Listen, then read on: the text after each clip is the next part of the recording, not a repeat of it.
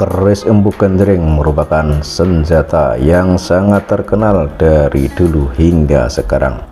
Keris ini konon merupakan salah satu keris sakti yang pernah dibuat di tanah Jawa. Pusaka ini dibuat khusus dari bongkahan batu meteor yang jatuh dari langit. Keris ini juga sangat terkenal karena dalam sejarah berdirinya Kerajaan Singosari. Akibat kutukan dari pembuatnya, keris sakti ini justru memakan korban para pejabat Keraton Singosari, termasuk pemiliknya sendiri, yakni Ken Arok. Keris ini dibuat oleh seorang empu sakti bernama Empu Gandring. Empu ini adalah pembuat keris paling sakti pada zamannya. Keris-keris buatannya terkenal akan keampuhan dan tuahnya. Keris Empu Gandring ini dibuat atas pesanan khusus dari Ken Arok yang meminta jadi dalam satu malam.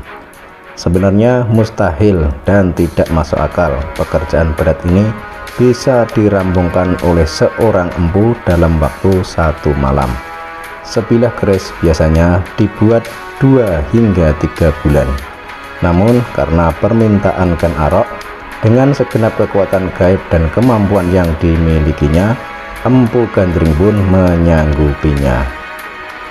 Sebelum membuat keris pesanan Ken Arok ini, Empu Gandring melakukan sejumlah ritual.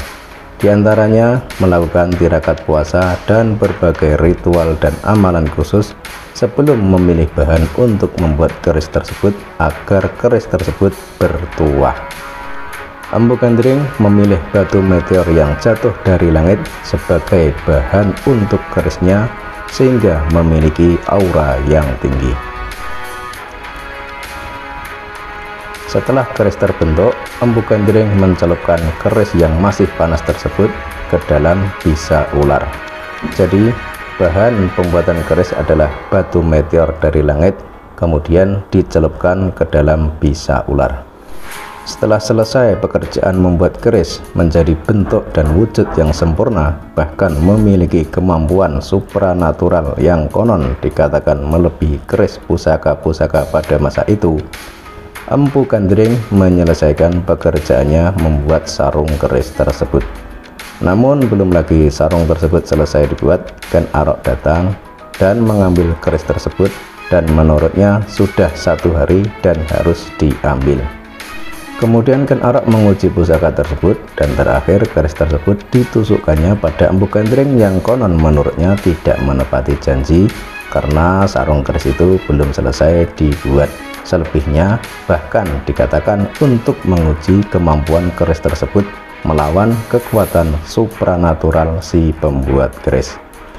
Dalam keadaan sekarat, Empu Gandring mengeluarkan kutukan bahwa keris tersebut akan meminta tumbal nyawa 7 turunan dari Ken Arok.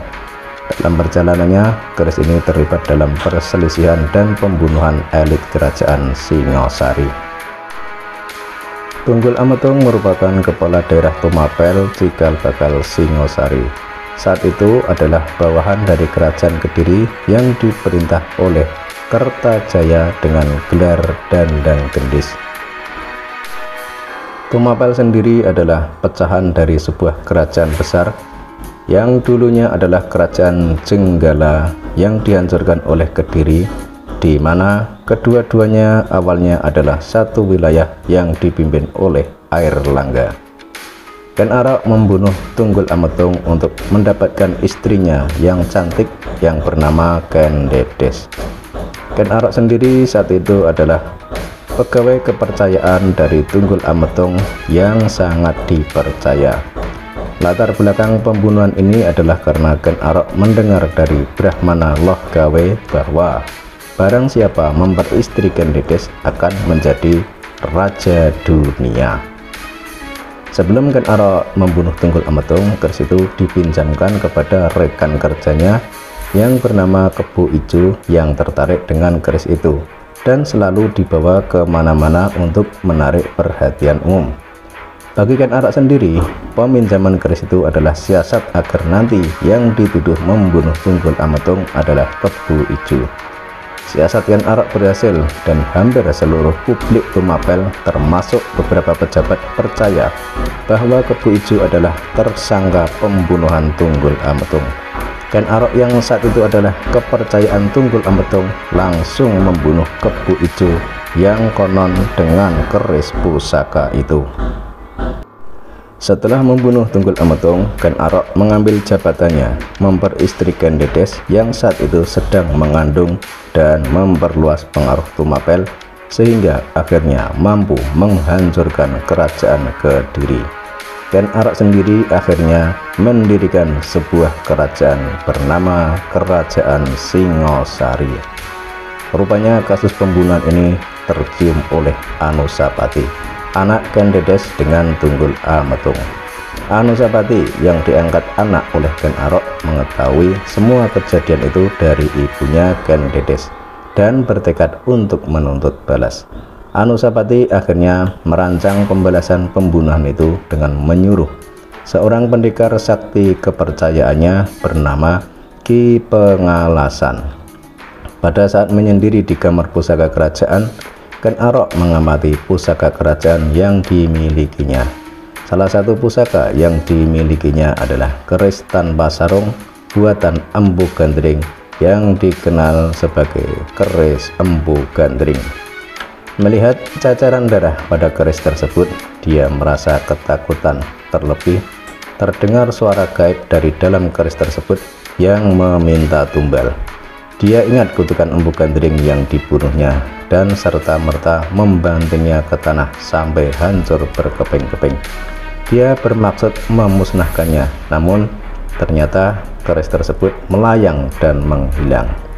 Sementara Anusapati dan Ki Pengalasan merancang pembunuhan tersebut, tiba-tiba keris tersebut berada di tangan Anusapati. Anusapati menyerahkan keris kepada Ki Pengalasan yang menurut bahasa sekarang bertugas sebagai eksekutor terhadap Ken Arok.